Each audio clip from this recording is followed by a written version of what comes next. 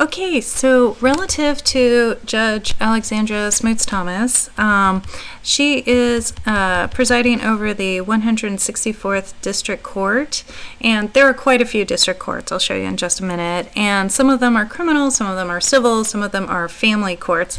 I'm not sure why, but for whatever reason, it seems like there's a lot of turnover in the family courts. But anyway, so you can look up more about her if you go to our website, and you have Texas voting information. Of course, we're in Harris County. Now, since you're talking about county courts, and then also we'll talk about the First Court of Appeals, that's countywide, so it doesn't really matter which precinct you look at for more information. So I'm just going to grab the top one. And after all the details load, you can do a quick search. So we're going to do Smoot, which is unfortunate because if you went to MIT like I did, you know Smoot has a very special meaning to it. But anyways, moving on.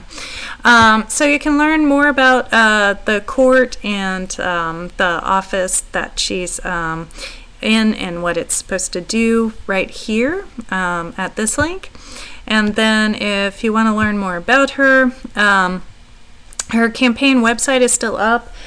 You can also go and look at the Internet Archive and see previous versions of this, but you can learn more about her. And I find, particularly with the case like with Duncan Hunter, that you know, he's done certain actions, and that's what he's been indicted over. And then if you go and you look at his website and he says what he stands for, they're quite different. And I think we need to start to understand how we can distinguish relative to office holders that are so inconsistent. And at the moment, I don't know exactly how you pull that off, but that's just worth thinking about. The next article is relative to Judge Higley, and she's in the 5th position of the First Court of Appeals.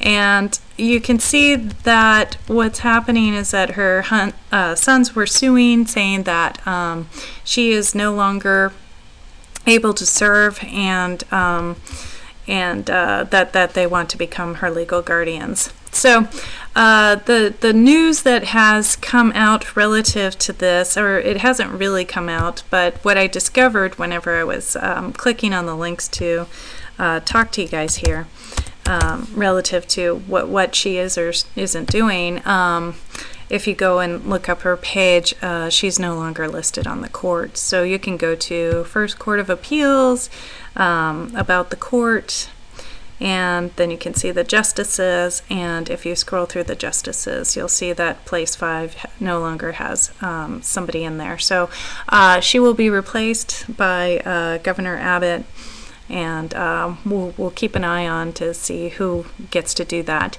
And if you want to learn more about her, I provided a link to Ballotpedia, so you can see more about, you know, what her skills were and how she really was a good fit for that office. All right, so I'm going to pause this, and then we're going to shift to the story that I wanted to tell.